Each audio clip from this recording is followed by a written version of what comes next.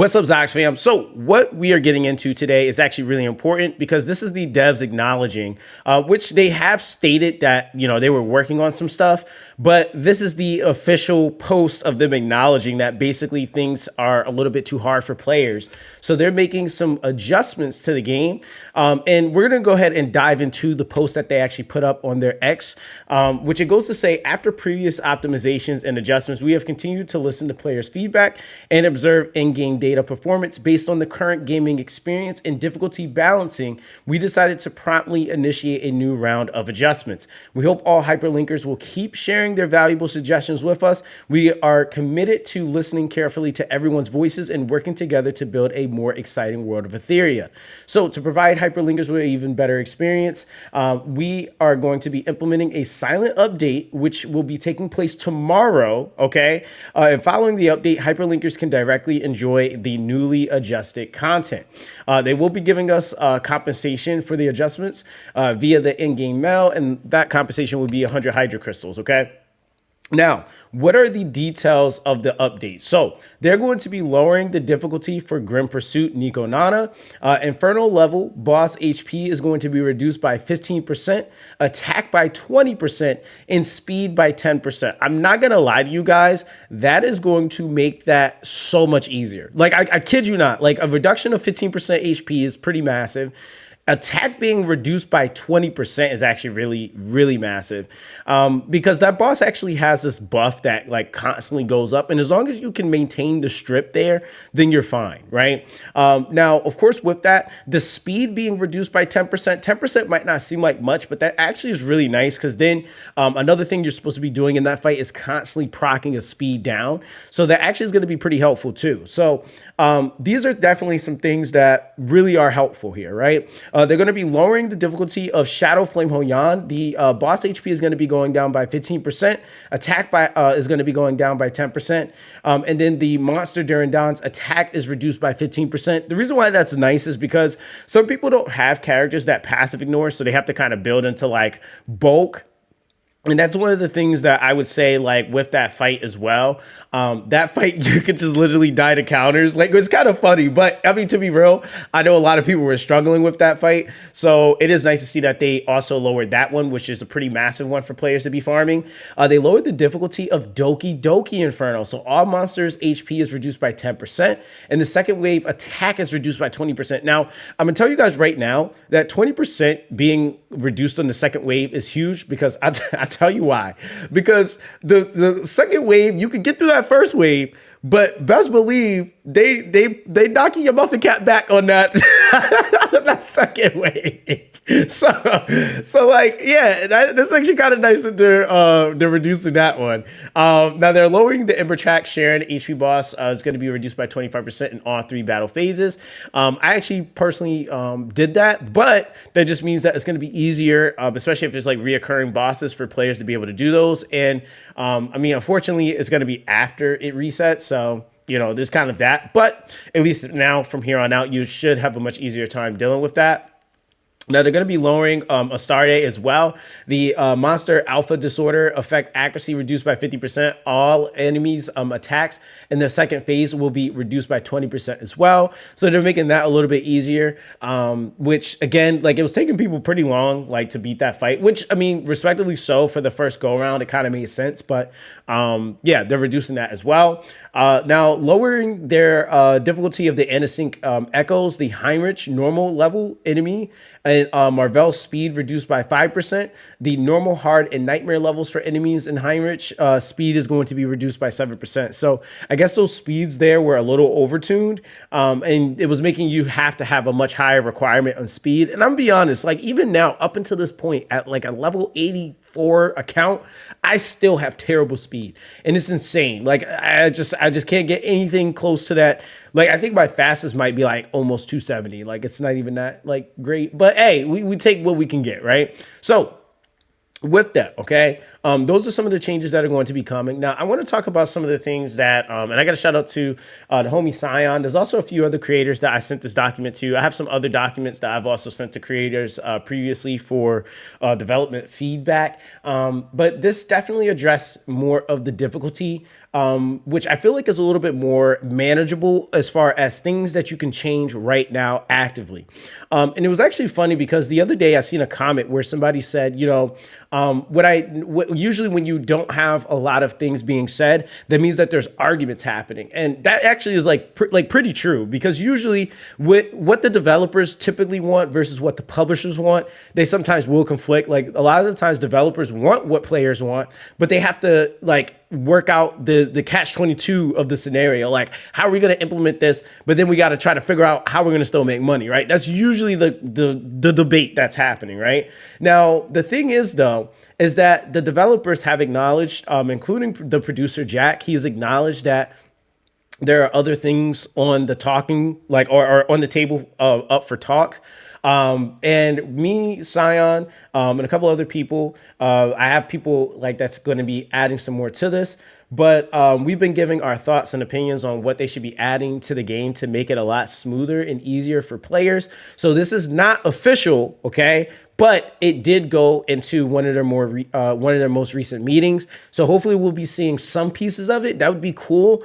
But nothing is guaranteed, right? So I don't want to like set that expectation. Now, this is something that I ended up calling Etheria's Awakening. It's kind of funny because it's like Restart, Awakening, you know, right? But what I was actually looking for was something to better help players with progressing in the game. The hyperlink charter, I think, does help, but I think that there's certain things for casuals, which, if we're being honest, as a person that can super sweat and play this type of game, I don't mind doing the hardest difficulty in the hardest way possible. Like, that's just me personally. But I think the thing that's really important too is, of course, making your game casual friendly, so that people can actually get to the point of playing that mode that you kind of are advertising, which, granted, this game is not just a PvP game, but I will say that the aspect of the game that is being advertised for the most part is PvP, right?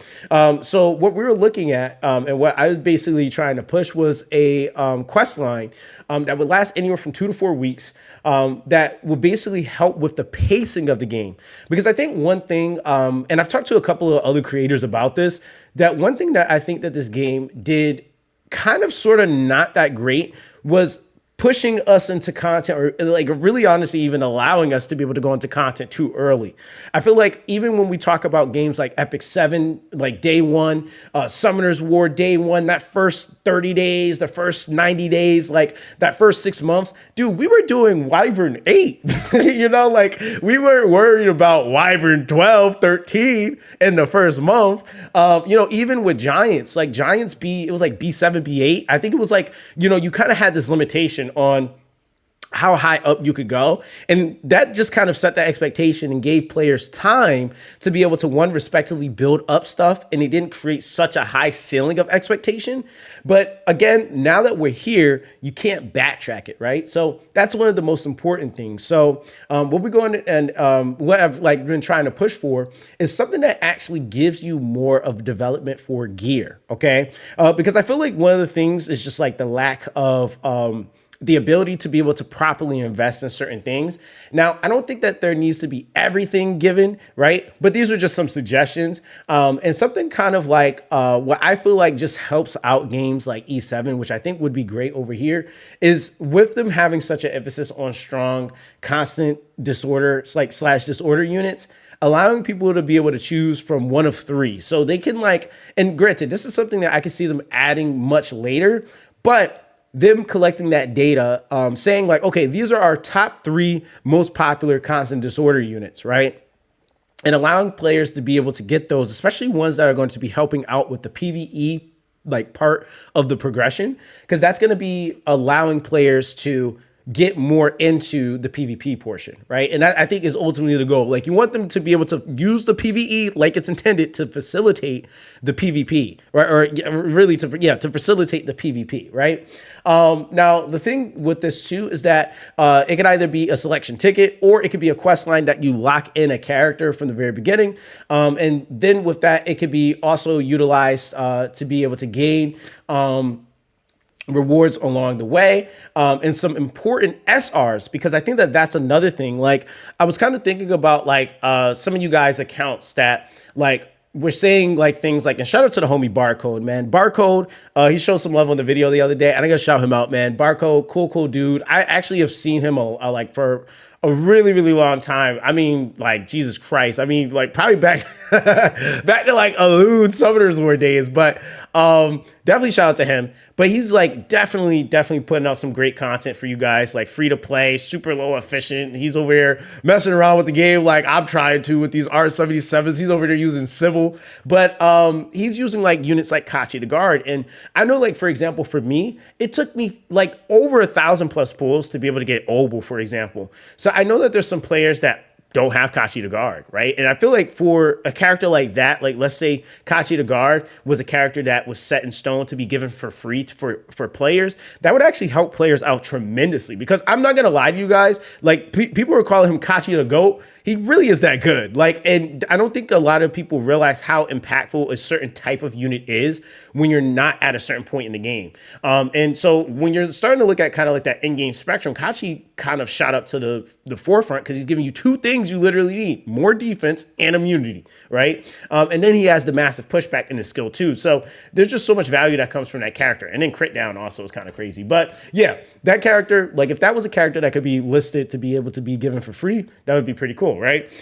So this is what, I kind of listed as like that first week, just as kind of an example. It's like when you clear chapter 1-10, you get an SSR Animus ticket, right? Just again with that, that's just like kind of finishing all of the story, right? That's just finishing all the story. You got to the end, you get an SSR for that, right? Now, granted, we get one for the 7-day login, but that was just something I just kind of threw in there. The have for the promotion. So this is one thing I wanted to kind of pay attention to and kind of hone in on. So promotion of a hero, like for example, to learn the promotion mechanic, you get a shadow print pack, right? And this is going to be something that will compensate you for just 6-starring a character, or at least give you at least half of the mats or resources to be able to work towards your next 6-star, right? Now, equipping gear on 3 DPS heroes. Now, this I think would be important for each of the thresholds, because I think that for each threshold, there's actually a DPS to be built for each one. So being able to take players through that like process of their team building, okay, this is the mechanic that you're dealing with, right? And you could even have it to where there's missions as you're progressing that will progressively shift your account and give you gear that kind of suits a little bit more into the next step. It doesn't have to necessarily be the highest gear, okay? But at least giving players a solid foundation. It could be preset roles of whatever, right? And even I would say working your way up, it could be things like I mentioned here. It could be outstanding, right? Because you don't even need mythic gear right away. Like that's something that ends up coming later down the line, and they could always tweak and add that in. But giving stuff like that, I think, would actually be pretty helpful, right? Of course, Union coin, I think we kind of settled that, I think, as far as like resources at the time that I did this originally. I had like, we didn't have the Union battle yet. So that was that. Now, of course, with this, we also have the leveling Animus to level 30, 45, 50. And those could be different missions, but giving EXP books for those. Because I think one of the things too is like the ×2 really showed how like leveling characters and just that ability to be able to collect shadow prints from that was like so massive. But just because the 2x was active, like people were able to level up a ton of stuff. So I think more things to help out with leveling would be really nice as well. And then with this first week's mission completion, right? Giving a mythic pet or even mythic gear for completing all these quests, I thought was like kind of a good idea. And the reason why I thought like something like this could be really nice for beginners is like going through, and now mind you, this would be something that would probably activate after you do your first 2 weeks, right? I feel like if this was something that maybe activated after the fact, that would actually be really good for the game. Because then, like, for example, giving out a max white fang or a gigabyte, that's something like, granted, you are going to be farming that a ton, but if you got one that was able to kind of get you going or get you started, it would actually make that grind a little bit easier, right? So yeah, that's basically everything that I, kind of was presenting, at least in this first portion. It's actually way more than I added to this, but the next part is actually the homie Scion, and I want him to be able to have the opportunity to share his thoughts and opinions on what he was suggesting to be added into the game, because there's a lot of value there as well. But this is just so that you guys know that like we really are trying to help with building up the community, implementing these changes. Like I went straight to Jack himself, and I was like, hey man, like, is there any way that we can help? If we present any like ideas that you guys would be willing to put into the game. Again, I don't think that my ideas are perfect, which is why I reached out to other like CCs. I reached out to True Evil. I'm probably going to end up reaching out to Barcode, see if he has any extra ideas. And I've reached out to other CCs previously, so I have entire documents that are accessible for people to be able to go in and write their thoughts and opinions. So these are things that the developers are able to see. Like I said, this was brought up in their last meeting. So hopefully we'll be seeing some changes come in that might implement some of these things. And I will say, just as kind of the disclaimer, if they do decide to implement something like this, it's going to take time because this is a big monetization shift. This is a ton of mats and resources and rewards that they would actually be giving players. So it would take time for them to do something like this, right? But I just want to like just emphasize that, this first thing that we're seeing here is really just to handle the current issue that we have, which is the difficulty for a lot of casual players and just players that are just trying to push through so that they can actually use this content to facilitate what they're doing right now. But once we get into some of the other aspects of the game, hopefully as they update and do more and they kind of go through that like deliberation process that they're probably going through right now, we can see some more changes looking more towards that. So again, I mean, there's a lot of other things I know, like the, return investment and things like that on shells and Etheria coin on modules. There's so many different things, but I think that they have the feedback. So now we just have to give them time to actually make those changes, because making changes like that are pretty massive, right? So hopefully we can see some more stuff coming soon, but this is definitely a really good start. So yeah, that's going to be that with this, guys. We are going to be live streaming today. So I hope to see you guys on stream. And we're also going to be live streaming the next day when these drop. So on twitch.tv/Zoxaskun, if you guys are not there, definitely make sure that you guys come through. We're going to be trying to see how much easier these difficulties feel. We're going to be trying out some different units. You guys see my RC77 video, so you already know if it's easier, he get used, right? But that's going to be that, guys. Everyone, stay blessed, and I'll catch you guys in the next one.